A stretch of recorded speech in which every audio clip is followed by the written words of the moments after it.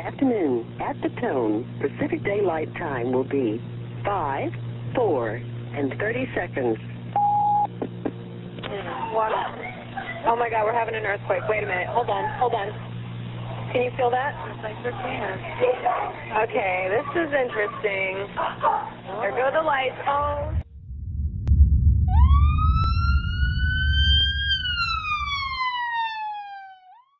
We are here at the Scotts Valley Library with Janis ODriscoll. It is the 15th of October, 2019, and we're here to talk about the 1989 Loma Prieta earthquake.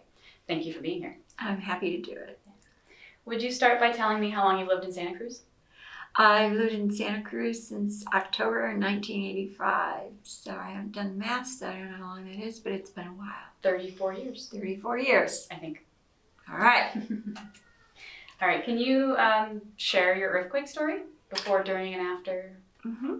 I was working for the Santa Cruz Public Libraries, so I was the coordinator of youth services, and I had just gone on duty. I had the evening shift at the children's room, and in 1989, the children's room at the downtown branch was in the room where genealogy is now. So we were on the first floor, right by the entrance, and I had just gone on, and fortunately the two people who were going off, because it happened so close after 5, they were in the back clearing it. We had an office and they were clearing out their things, but there were 3 of us there instead of 1 of us, which ended up to be a good thing. So then at that time of day, just after 5, the room was filled with unattended children who had been asked by their parents to go there after school. So a lot of parents were in the habit of just picking up their kids on their way home from work, and we were used to that, and the kids were doing homework and doing group things, but there were very few adults in there with them, and it hit. So there's a lot of one wall is almost all glass, and so we immediately just got the kids away from the glass, got them under the tables, and kept scoping out the room and making sure we had everybody and there was nobody that we missed. And that was when we were all realizing how long the earthquake was, because we actually had time to do that. And then we thought, well, maybe we should get under a table too. And so we did that. I got under the desk, and it still was shaking, and I couldn't believe that. Then because we had so many children without adults, when the shaking finally stopped, we stayed put, and we told the kids to stay put because we knew someone outside, in the rest of the building would be doing a check and figuring out what had fallen, because we could tell things had fallen. Was that the protocol? Mm-hmm. So we waited, and we were under there for quite a while until someone finally decided, because one of the decisions was, do you stay in the building or do you leave?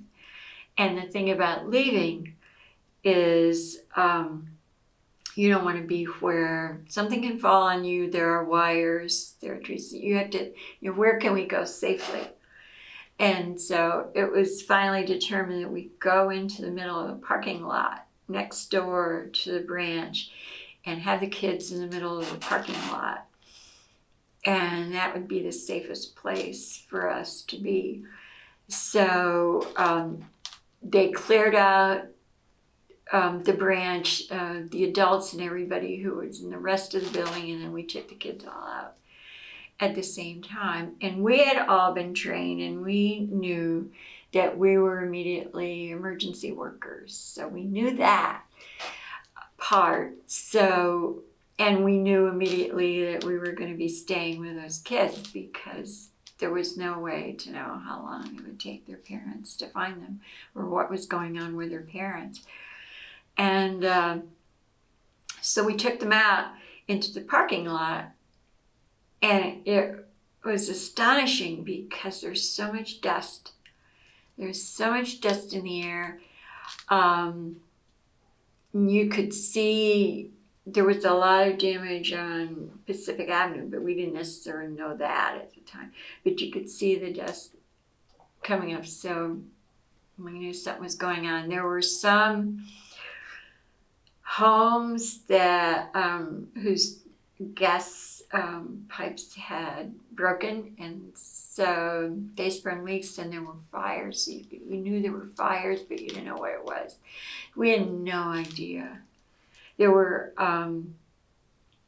cracks in some of the macadam on the streets because the downtown branch is located on a floodplain, which basically means it's sand, which means when there's an earthquake, it does this, and it just rolls, and some of the macadam just wasn't up to it and cracked.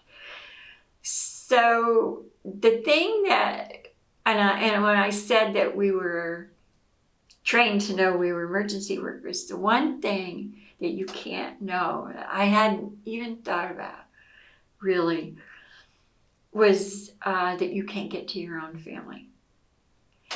And my daughter was 8 at that time, and she was in an after-school chorus group that practiced up at Santa Cruz High School. So she wasn't that far away, but I couldn't go. And there were no cell phones. There was no way really to communicate with anybody. And that was, I went, oh, I didn't think about this part. So I had to assume that somebody was doing for me what I was doing for some other people, which did turn out to be the case. They ended up taking those kids out to the middle of the football field, and that was the safest place. The only problem with that was they could see all the fires, so they didn't know what was going on for sure, and they were scared, of course, and the adults were scared. So I don't know how long it took for all the parents to pick up the children. It was a long time.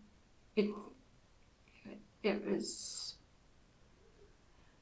it was considerably over an hour. I couldn't tell you exactly, everything. I wasn't thinking about time of day even really then. But it took a really long time before the parents could get to their kids, because it was hard to get downtown because of the condition of the roads. I couldn't even get my car out for a few days because there was no point in trying to get it out of the parking lot at that time. And I was married at that time. My husband was working up at UCSC. I had no idea what the story was with him. And so I figured we would both go for my daughter. And so when all the children had been picked up and we got released, then I walked up to the high school. And as I'm walking up the hill, I met the son of our library director at the time coming down. And I told him his mother was okay. And he told me, I said, there's a bunch of little kids somewhere. And he said, oh yeah, they were out in the middle of the football field. It looked like they were all okay. So we were able to do that for each other, passing each other on the hill. And then I went up and found her, and then I just stayed there because I figured her father would be coming. And he eventually was able to get down from the campus.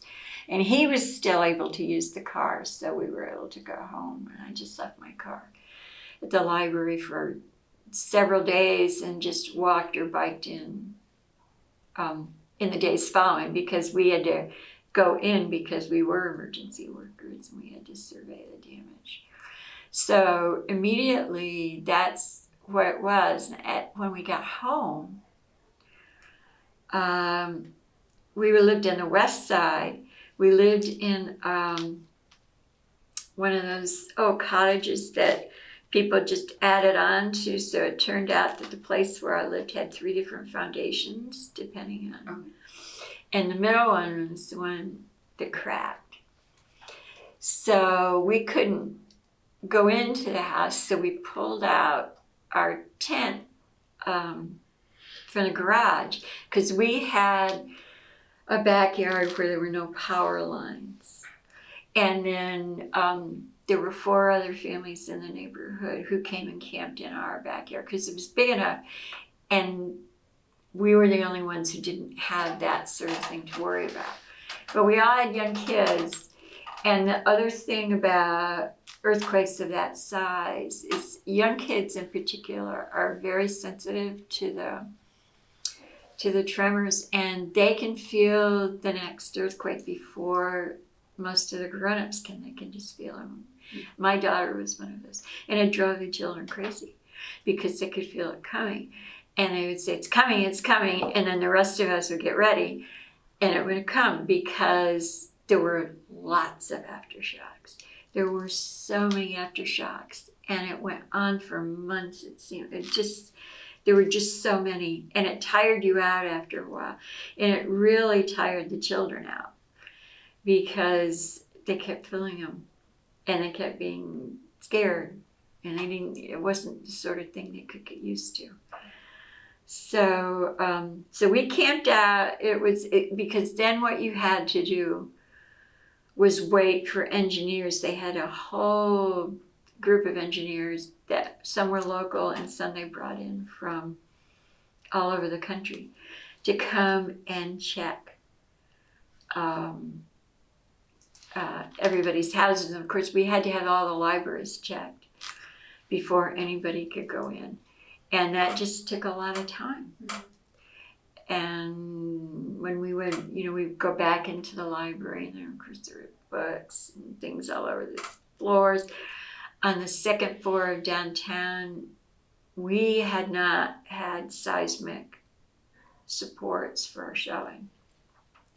So all the shelving in the storage area on the 2nd floor kind of bent over like a McDonald's arch. And so that was all destroyed, and everything, of course, was all over the place. So that was one thing that happened afterward, is when we found out we better do that. And FEMA got involved, and all of that kind of thing. But so when we went back after a few days, we were trying to figure out what to do, and my job was to go check on all the branches, to keep checking on the branches, because you didn't always have contact with people. So my office for at least a month was in my car, which actually was kind of good. I tried to persuade them that was a good idea for afterward, but they didn't think it. I thought it was good. So I would get to all the branches and see, had somebody been there to inspect, were the staff there. We had one branch in Felton where the branch manager, we couldn't go in. And if you'd been to the Felton branch, you could guess why. So she sat on the steps of the branch, because you could do that. Because one of the things we discovered is that people still saw the library as a source of information. So in Felton, a small town, people would come and they would see Barbara sitting out there on the steps, and they would say, have you heard anything about so-and-so? Is so-and-so okay? What happened with, I haven't been able to get down that road. Do you know anything? And that went on for some time. And so it was something that we hadn't thought about, but we learned really quickly that people just figured we would have some way, somehow knowing. And amazingly, because people work for the library usually are those kinds of people, we did know a lot of things. And then our job with the city and county was to man the telephone lines, because people from the outside would try to call in, trying to find out if their relatives were okay. And so we would take those calls and forward them to emergency workers, firefighters or police officers or whatever made sense. Or try to find out ourselves, is such and such a house okay? Has anybody seen these people? And then we took, there were calls from news agencies, of course, and then just general information. What should I do? Should I go into my house? The engineers haven't come. Should I go anyway? I think it's okay. All those kinds of questions. And so that was our job. And that's what we did. And that's what we do. We answer questions. So we were the natural people to do that. Wow. And we did it, at least at the beginning, 24 hours a day, because people would just keep calling until I could find somebody who could answer. So your job as a disaster service worker was to manage those phone lines?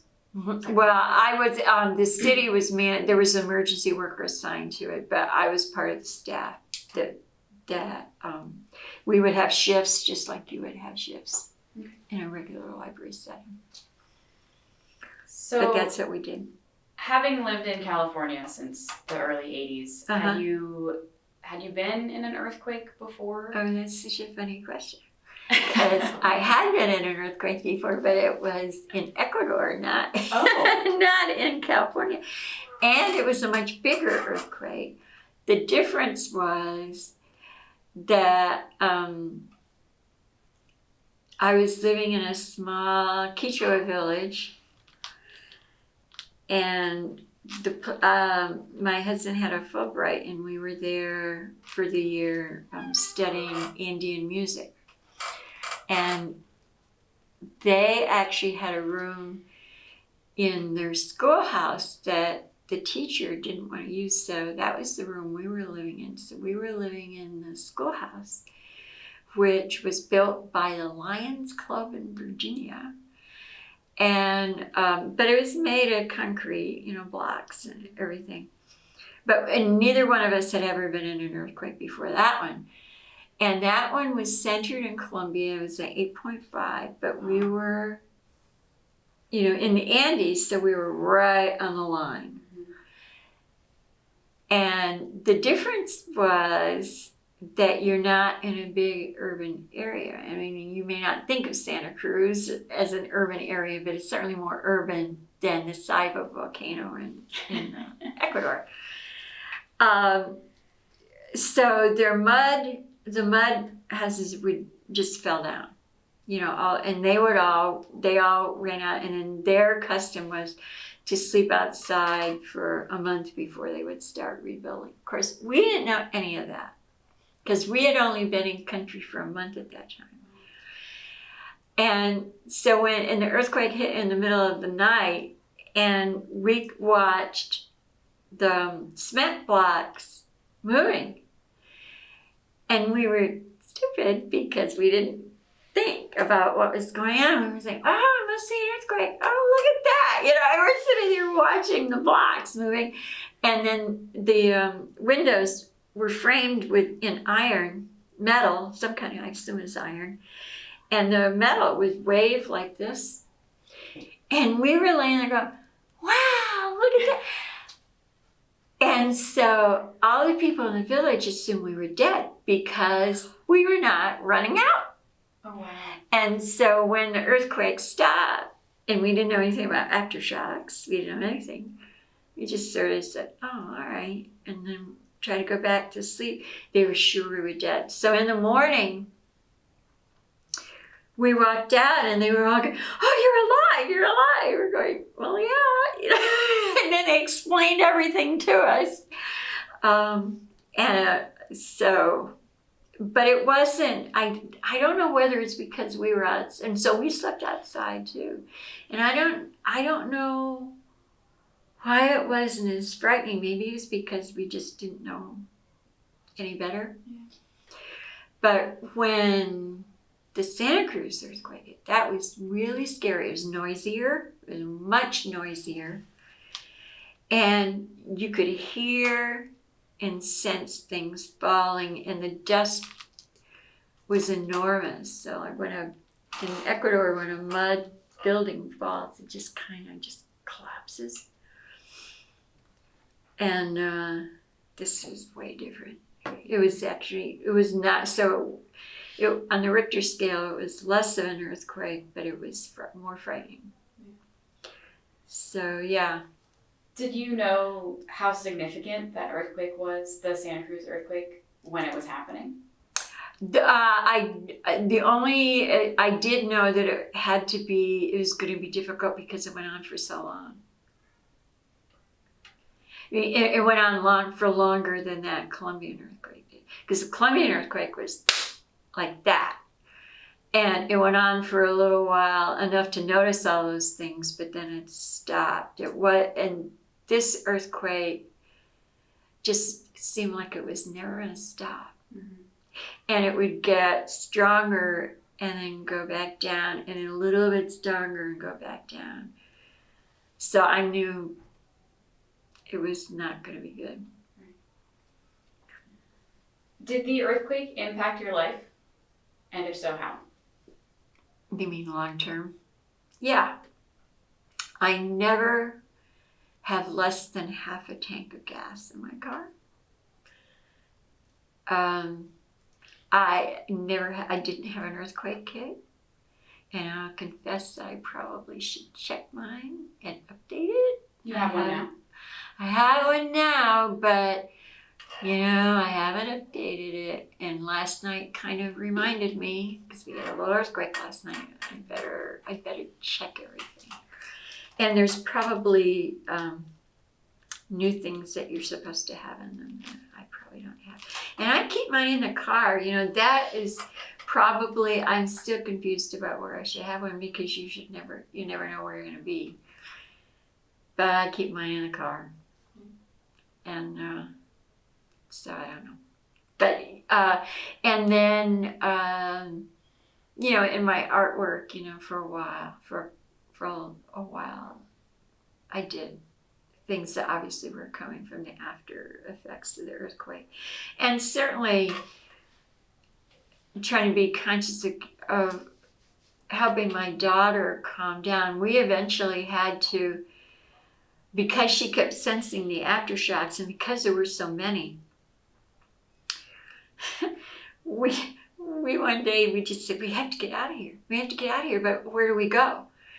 And so we were asked around, and we asked around travel agents, and we decided we went to the San Juan Islands. So we just took off, and you could theoretically drive there. We said, no, we're gonna fly. We're gonna get out of here. And we flew up there and just had a week, and she could sleep, and we could all sleep, and not worry that there was going to be an aftershock. We had to do that, and then I think it kind of broke the pattern. So when we got back, it seemed like she was ready to be adjust more, because the aftershocks didn't stop. But can you talk a little bit more about how it impacted your art? Can you elaborate on that? Well, at first I tried to be funny about it. So I did this one print that I called "It's Not Our Fault," because one of the things about the earthquake, it wasn't on the fault that everybody expected it was going to be on. It was different, and a lot how strongly you felt it depended a lot on where you were in relationship to that fault. And it was I suppose the other effect is that I'm fascinated by tectonics now, and so I try to learn a lot about it. And this particular earthquake, a lot of times what happens is one plate will go under another or slide against another. And what happened in 1989 is that happened, but it also turned, which is the unusual part. So we are actually closer to San Francisco than we were. Not by a whole lot, but we are. So it turned a little bit. And that's what made, I think, it feel so strong, or it was such a noticeable thing. So I thought it was being funny. So I just made a print. It was a map of California, and I tried to make different plates going different kinds of ways. And that's what I called it. It's not our fault, because it wasn't the one it was supposed to be, the big one. Mm-hmm. So, and then I think I got serious, and I started doing things about the unexpected. Not just that the earthquake was unexpected, but it was unexpected to me that I wouldn't be able to immediately go make sure my daughter was okay. Mm-hmm. And it was happily unexpected that people would still see the library as a source of information. And so I certainly forevermore, when I was working, remembered that. And when whenever we were thinking of projects or doing community things, I always kept in mind that we were people that were trusted in the community. And people, we needed to know as much as we could about things that were happening, because people were going to come to us. Mm-hmm. In a way, I suppose I knew that intellectually, but I saw it. People would say, they would figure we would know. And so they figured we would know, well, how did I find out if I go back into my house? How do I find out? That's why, now that the library makes sure that everybody knows about having earthquake kits and what they should be in, it's exactly what it should be doing, because people will trust us to know. So yeah, and then my work kind of moved on from there. But that's what happened when I would say the first year afterward. Going back, was it challenging for you to be responsible for other people's children when yes. you were not sure about yours? Right. That is overwhelmingly the hardest part, and the thing that I never thought about. But because you had to try to stay calm, because the children needed you to be calm. You had to hope that their parents were okay. Because we were hearing stories. We were hearing stories about people being hurt. And, we knew eventually, people who were not staying with the kids, they had gone down in Pacific, so we knew what had happened at Bookshop, and we knew that someone had gotten hurt, on the second floor there on Pacific. We knew that there was a team of horses that were frightened and ran out onto the highway, and someone was killed. So we started hearing, and then you hear all these other things that turn out not to be true, but you don't know how to judge any of that. So, that was the worst. That was the worst that you, in the days following, it felt really good to be of help. I felt really lucky there was something I could do. It was a way I could help. But that, in those first few hours, man, and you have to, I think of that every time I hear about the wildfires and the firefighters going, and sometimes they come home and it's their houses that burn, or a police officer who finds out that something has happened to somebody he or she cares about. I think about that every time, because that didn't happen to me, but I know what that feels like to worry about that. Yeah. So, Do you think the earthquake impacted the Santa Cruz community? Yes. It was lovely, actually. I would say for the first 2 years, it was grand because everybody was taking care of each other. And everybody knew they were vulnerable. And I hated it, eventually, people forget or they move on or something happens and then you lose that.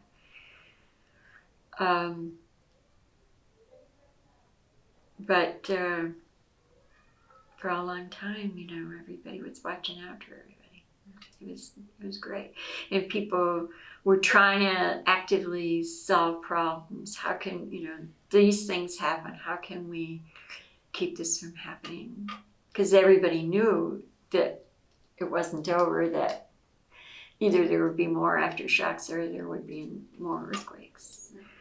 But it doesn't stay. I don't know. It's a human condition, I guess, and it makes me sad. But I guess because you have to move on, you can't always stay in that one place.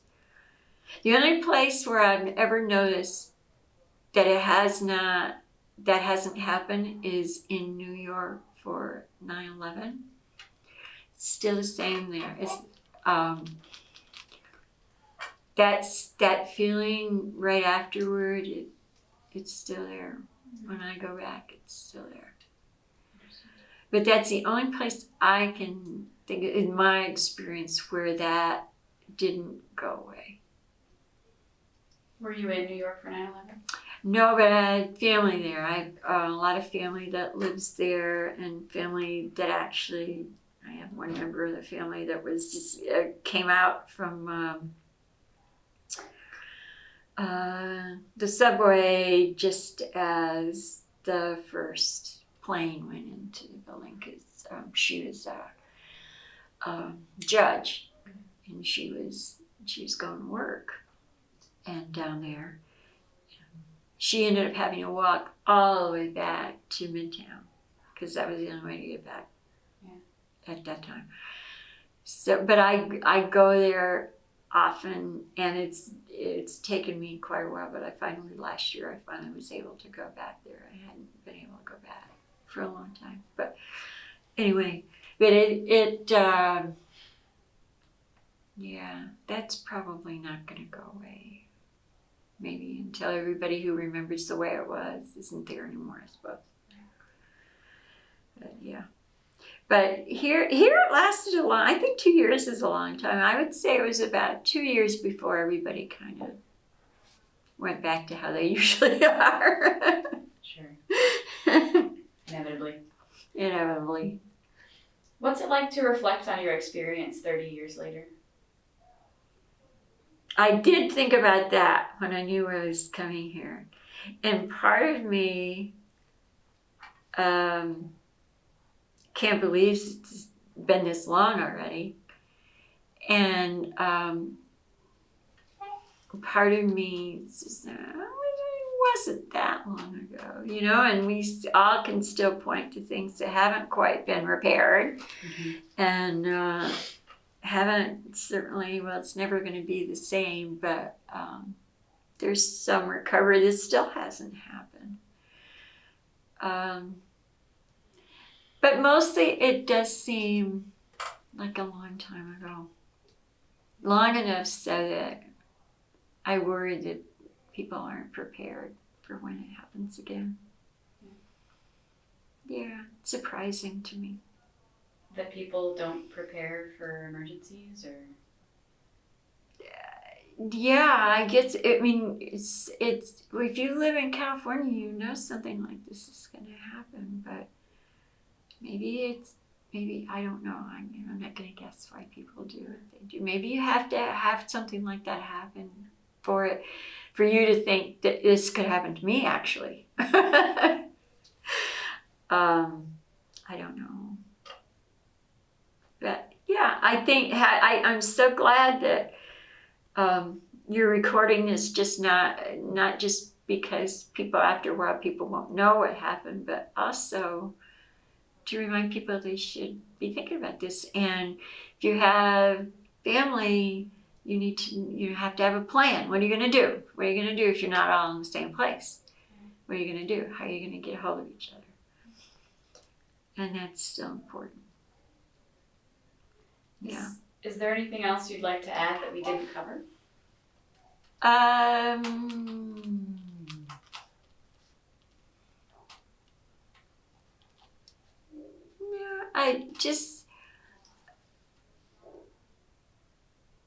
the only other thing I would say, and the only reason I want to say this is a friend of mine also, you were talking to him, who was also in a group that I'm in.